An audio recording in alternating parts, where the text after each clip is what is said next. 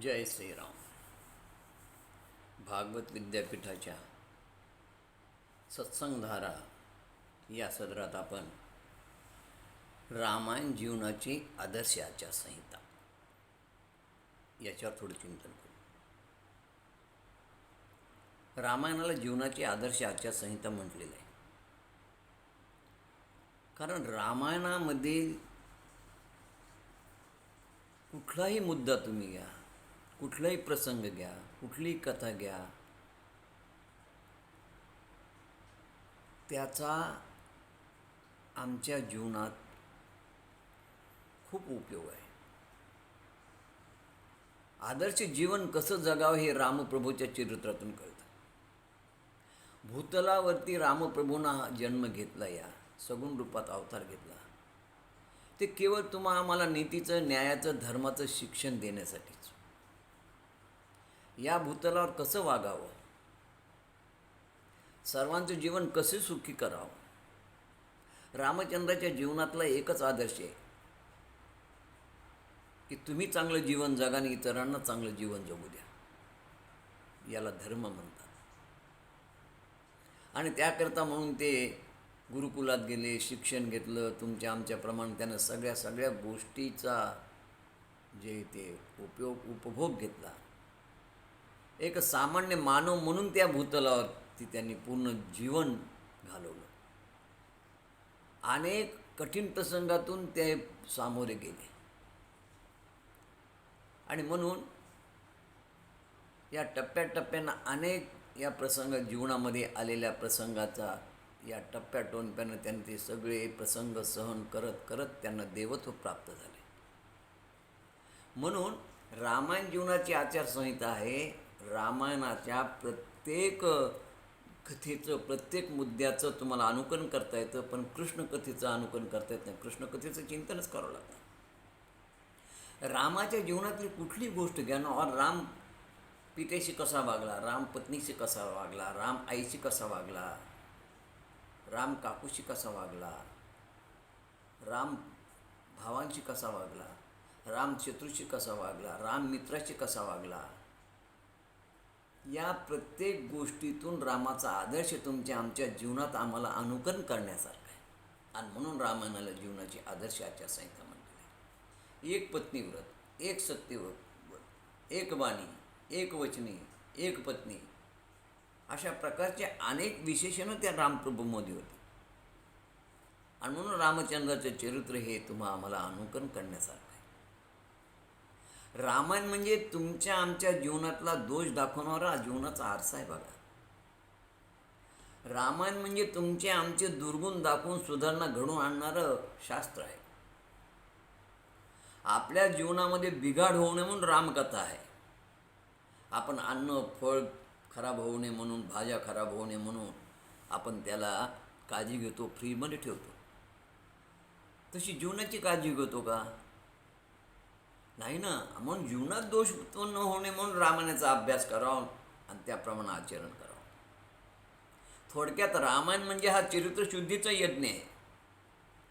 रामकथा तुमच्या मनोरंजनासाठी मुळीच नाही, तर तुमच्या मनोमंथनासाठी.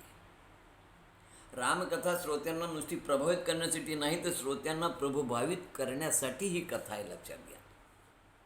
आणि म्हणून रामायणामधून काही फार महत्त्वाच्या गोष्टी आहेत, त्या आम्हाला शिकता आल्या पाहिजेत. त्या महत्त्वाच्या गोष्टी कुठल्या आहेत?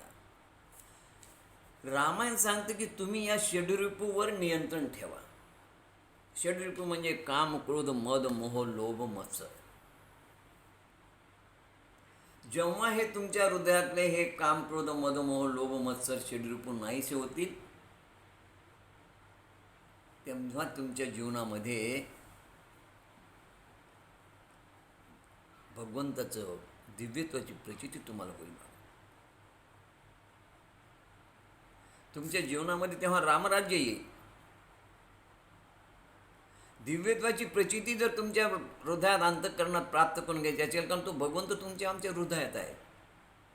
पण या काम, क्रोध, मद, मोह, लोभ या षड्रिपूमुळं त्याच्या दिव्यत्वाची प्रचिती आम्हाला येत नाही. आणि म्हणून हे काम, क्रोध, मद नाहीसे झाले पाहिजे. तुकाराम महाराजांनी फार छान म्हटलेले, देह भरिला विठ्ठले, पण केव्हा? कामक्रोधे केले घर रीते. कामक्रोधानं घर रीतं केल्यानंतर भगवंतानं तुमच्या हृदयाचा ताबा घेतला. तो हृदयात आहे याची तुम्हाला प्रचिती आली. तो मुळात आहेच, पण प्रचिती न येण्याचं कारण हे दोष. आणि म्हणून या रामायणाला काय म्हटलं की देह ही अयोध्या आहे. तुमचा देह ही अयोध्या आहे. आणि या देहामध्ये राहणारा आत्मा हा राम आहे.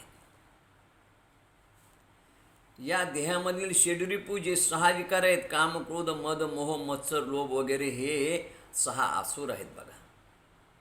जसे या रामाने, दाशरथी रामानं रावण, कुंभकर्ण, इंद्रजित, अहिरावण, मैरावण, कबंध हे अनेक राक्षस ठार केले, तसे या आत्मा रामाच्या मदतीनं तुमच्या हृदयात असलेले, तुमच्या अंतकरणात असलेले हे षड्रिपू, हे आसुर, हे 6 आसुर ठार करा आणि तुमच्या जीवनामध्ये रामराज्य आणा. हा रामायणाचा हेतू आहे. खरं म्हणजे रामायणाचं वैशिष्ट्यच काय बघा. 2 गोष्टीवर रामकथा महत्त्वाची. रामकथा काय सांगते? एक तर रामायणाला वेदांताचं 5वा वेद म्हटलेलं आहे.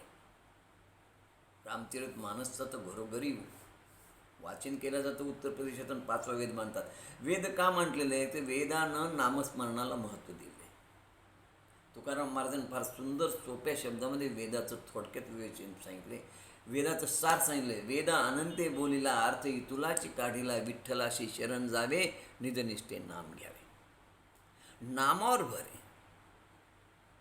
वेदांचं तत्त्वज्ञान नामस्मरणाचं महात्म्य सांगणार आहे. आणि म्हणून रामायण देखील नामस्मरणाचं महात्म्य सांगतं. रामायण 2 गोष्टीवर आधारलेले बघा. रामायणमधलं सगळ्यात महत्त्वाचं म्हणतात तर एक तर आचरण आणि नामस्मरण. आचरणावर फार भर आहे रामायणात. आणि रामायणात नुसतं आचरणावर भर, तर त्यातल्या कथा बघा. भरताची रामाची काय कथा आहे त्यागाची. हा म्हणतो मला राज्य नको, तो म्हणतो मला राज्य नको. कलियुगामध्ये असे भाऊ भावासाठी जमीन जुमला सोडायला तयार आहेत का? अहो 1 गुंठ्यासाठी 2 गुंठ्यासाठी एकमेकाचे खून मारामाऱ्या करतात. तो राम आणि तो भरत कोणीकडे. काय त्यांचा त्याग आहे. रामाचं वैशिष्ट्य बघा की कैकेयीच्या सुखासाठी राम वनवासात गेलाय. म्हणजे रामाच्या चरित्रातून आम्हाला एक गोष्ट लक्षात येते की दुसऱ्याच्या सुखात सुखी व्हा, त्यात तुमचं सुख आहे. दुसरा जर सुखी होत असेल तर तुम्हाला त्रास झाला तरी हरकत नाही, पण त्याला आनंदी करा, त्याला सुखी करा.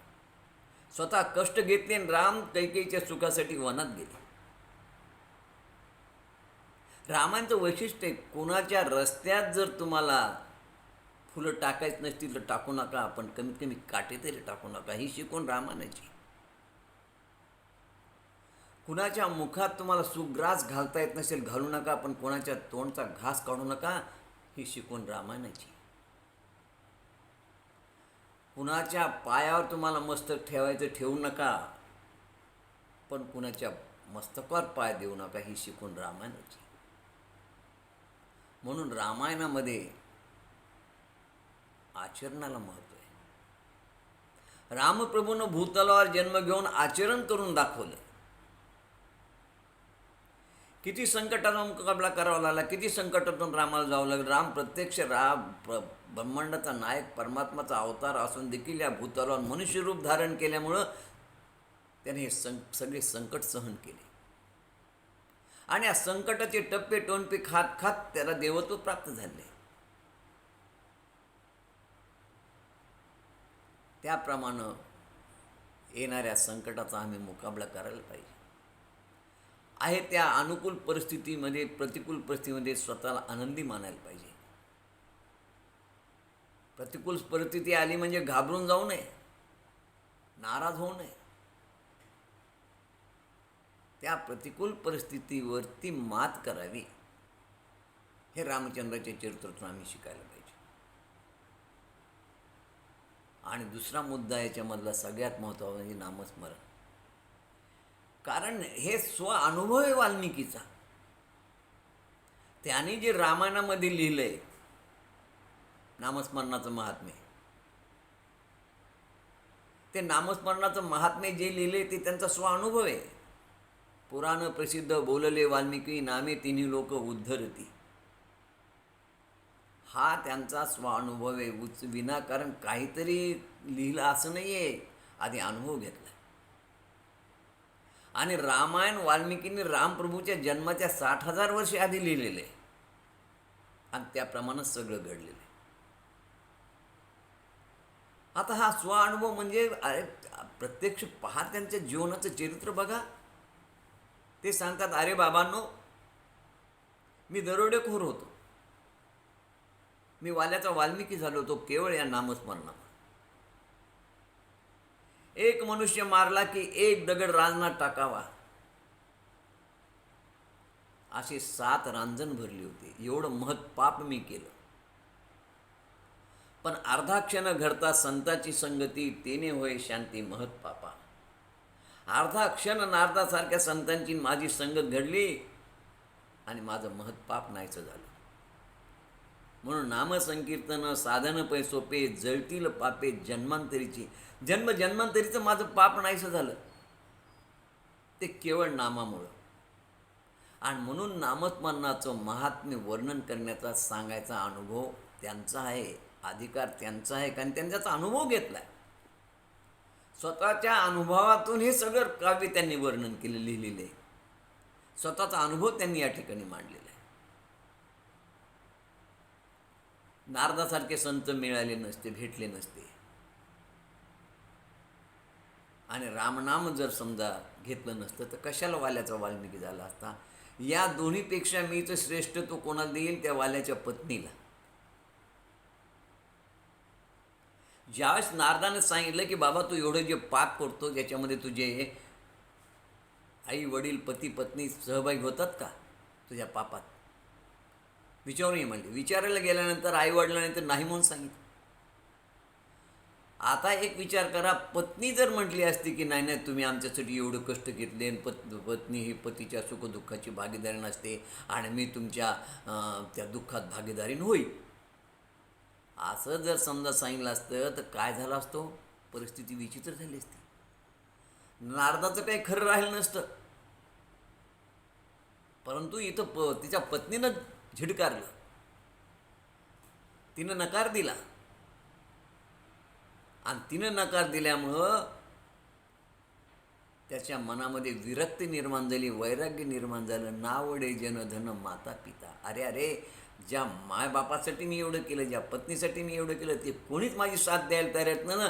शेवटी हे कोणीच नाही कुणाचे, नाही कुणाचे कुणी, तुझे नव्हे रे कोणी, फक्त माझा परमात्मा रामायण माझा तोच आहे, ज्यानं मला हा संदेश दिला, उपदेश दिला. त्या संताचेच जाऊन पाय धरावे म्हणून नारदाचे येऊन पाय धरले. आणि नारदाने सांगितलेलं रामनाम त्यांनी असा घेतला की मला माझं कोणी नाही आहे, आणि तो खरा भक्त झाला. म्हणून भक्ताची व्याख्या किती सुंदर केली तुकाराम महाराजांनी. भक्त ऐसे जाना जे देही उदास, गेले आशापास सोडून या विषय तो त्यांचा झाला नारायण, नावडे जनधन माता पिता. वाल्याचा विषयच राम झाला होता, आणि माता पिता तर आता आवडण्याचं कामच नाही, त्यांनी धुडकावून दिलं, हाकलून दिलं, एकट्याला सोडलं. आणि त्यामुळे त्याचा फक्त विषय कोण झाला तर रामप्रभू विषय झाला. माता पिता पत्नी मुलं बाळाच्याबद्दल त्याच्या मनात अजिबात प्रेम नव्हतं. आणि अशा प्रकारचा रामनामाचा जप केल्यामुळे वाल्याचा वाल्मिकी झाला. म्हणजे नामस्मरण जर करायचं असेल तर तुम्हाला मी आणि माझा भगवंत, आणि खरं हे सगळं जगत मिथ्या आहे, त्यातलं माझं कोणी नाही, माझा फक्त परमात्मा आहे, अशी भावना ठेवून जर तुम्ही तुमचा विषय जर राम झाला तर जीवनामध्ये तुमच्या राम आहे, लक्षात ठेवा. आणि म्हणून अशा रीतीनं स्वअनुभवातून त्यांनी, म्हणून या ठिकाणी त्या पत्नीला महत्त्व का द्यायचं, की तिनं जर समजा त्याला सांगितलं नाही नाही तुम्ही आमच्यासाठी केलं आणि त्याच्यासाठी आम्हाला सहभागी व्हावं लागेल, आम्ही सहभागी होऊ, तर कदाचित तिथली परिस्थिती विचित्र झाली असती. वाल्याचा वाल्मिकी झाला नसताना रामायण झालं नसतं, लक्षात घ्या. परंतु तसं नाही. म्हणून याच्यामधून आम्ही वाल्याच्या पत्नीपासून काय शिकायला पाहिजे. वाल्याच्या, कारण रामायण जीवनाची आदर्श आचारसंहिता आहे. रामायणातल्या कोणत्याही प्रत्येक कथेतून काहीतरी आदर्श. रामायणातल्या वाल्याच्या पत्नीपासून एक आदर्श घ्यावा की आमच्या घरात असणाऱ्या माता भगिनींनी जर आपले पतिराज, कोणी मग नेता असू द्या किंवा सरकारी ऑफिसरमध्ये बाबू असू द्या, मोठा अधिकारी असू द्या, कोणी असू द्या, त्यांनी जो आणलेला पैसा असेल भ्रष्टाचाराचा, तो तुम्ही घरात घेऊ नका. या जसं याने ते आणलेलं धन आम्हाला मान्य नाही, आम्ही तुझ्या पापात सहभागी होत नाही, तसं तुम्ही आणलेल्या पापाचा पैसा आम्हाला नको, त्यात आम्ही सहभागी होणार नाही. असा जर विचार केला तर जगात हा भ्रष्टाचार निपटून निघेल. पण प्रत्येक स्त्रीनं वाल्याच्या पत्नीसारखा विचार करायला पाहिजे. आणि म्हणून रामायण ही जीवनाची आदर्श आचारसंहिता. रामायणातला कुठलाही विषय आणि कुठली कथा जर तुम्ही ही दिव्य कथा जर ऐकली तर लक्षात घ्या, हे रामकथा हे दिव्य औषध आहे. तुमचे विकार नाहीसे व्हावं, मन शुद्ध व्हावं, मन पवित्र व्हावं आणि तुमच्या हृदयातील भगवंताचा वास दिसावा, त्याची दिव्यत्वाची प्रचिती तुम्हाला यावी, याकरिता ही रामकथा आहे. म्हणून रामायण जीवनाची अत्यंत उत्तम अशी आदर्श आचारसंहिता आहे. एवढा आपण या ठिकाणी विचार मांडून थांबूया. जय श्रीराम.